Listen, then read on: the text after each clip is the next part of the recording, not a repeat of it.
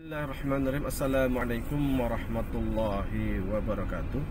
Alhamdulillahirrahmanirrahim. Wassalatu wassalamu ala asyrafil anbiya wal mursalin sayyidina wa maulana Muhammadin wa ala alihi wa sahbihi ajmain, amma ba'du. Sama sekalian yang saya hormati, sebagaimana yang telah kami sampaikan terkait dengan bahasan nazar, di situ juga akan terkait erat dengan bahasan takwil terkait untuk ma'rifatullah. Di dalam Hafidz bab iman dikatakan wa innan nazar lima'rifatillahi atau wa innan nazar fil kauni lima'rifatillahi wajibun syar'an, bahwasanya nazar dengan merenungi alam ciptaan Allah Subhanahu wa taala untuk agar supaya kita mengenal Allah itu hukumnya wajib, dan yang mewajibkan itu adalah syariat. Tatkala kita akan melakukan nazar, itu dikatakan oleh Ibnu Rus, perintah nazar itu bisa jadi merupakan perintah syariat, bisa jadi juga merupakan perintah akal. Jadi baik akal ataupun syariat sama-sama menganjurkan kita untuk melakukan nazar, melakukan penelitian ilmiah, melakukan studi lapangan, ya kan, belajar terkait sains, alam raya dan lain sebagainya. Karena jika ini dilakukan oleh setiap insan muslim atau sebagian umat Islam yang punya kemampuan keilmuan yang memadai, maka peradaban Islam akan sangat berkembang dan kita tidak lagi berada di pinggiran peradaban. Kita akan menjadi pemimpin peradaban, pemimpin dunia sebagaimana yang pernah dilakukan oleh para ulama kita dahulu di masa kejayaan Islam, di masa kemuliaan Islam seperti pada zaman Abbasiyah. Baik, terkait itu juga ketika kita memahami kitab suci sebagaimana yang diungkapkan Ibnu Rus, bisa jadi apa yang kita pahami tadi untuk ma'rifatullah itu muafikon, kata Ibnu Rus, sesuai dengan apa yang tertera di dalam teks. Jadi makna zahir sama dengan apa yang kita pikirkan, tetapi terkadang apa yang kita inginkan itu ternyata harus melalui makna lain atau yang disebut dengan takwil. Sebagaimana takwil itu oleh Ibnu Rus dikatakan at-takwilu. Jadi Ibnu Rus di dalam Faslul Maqal membuat bab khusus tentang takwil. Apa itu takwil?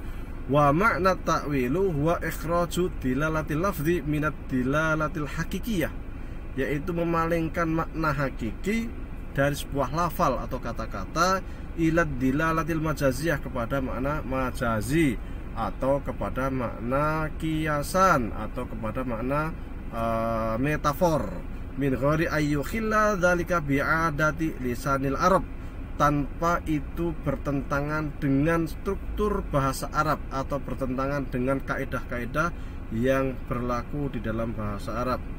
Fit tajawuzi min tasmiyati syai' bisyabihi au bisababi au lahiqihi au muqarinihi.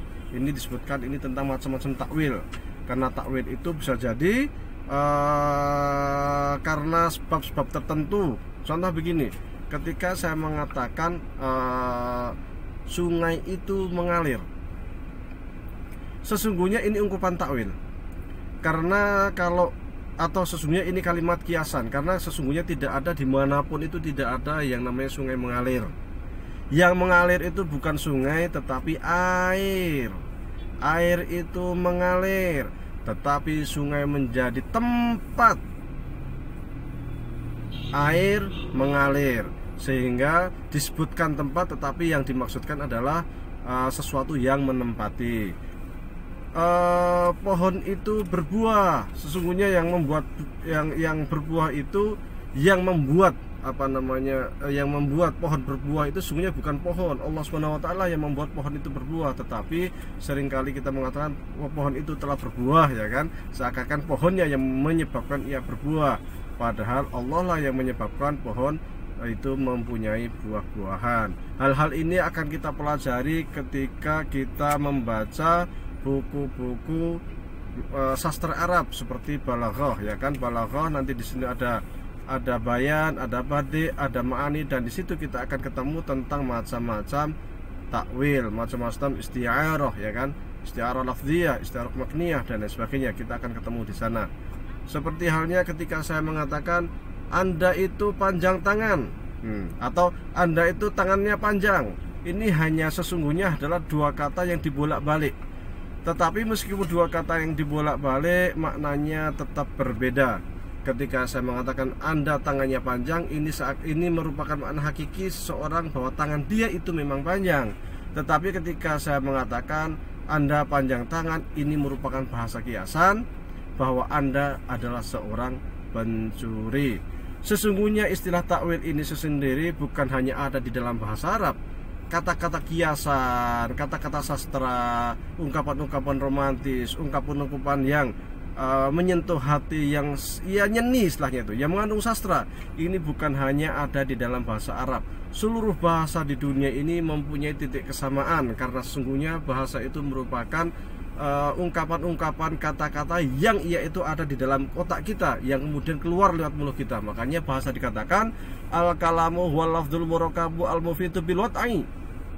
Bahasa itu merupakan ungkapan-ungkapan yang keluar dari mulut kita, ya kan, yang merupakan ia itu ungkapan yang sudah umum digunakan oleh masyarakat tempatan.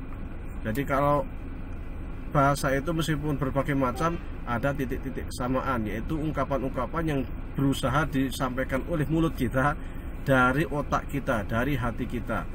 Meskipun memang terkadang mulut kita itu terkadang tidak mampu untuk mengungkapkan seluruh yang ada di dalam hati kita, sehingga terkadang ungkapan-ungkapan itu yang muncul adalah ungkapan-ungkapan yang romantis, ungkapan-ungkapan yang sastrawi, ya kan, yang mengandung sastra, yang majazi, yang kiasan dan sebagainya. Itu ada di seluruh bahasa di dunia.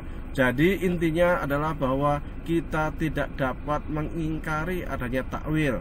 Mereka yang mengingkari takwil ini sesungguhnya mengingkari kaidah bahasa yang sudah ada di seluruh dunia, kaidah bahasa yang sudah umum.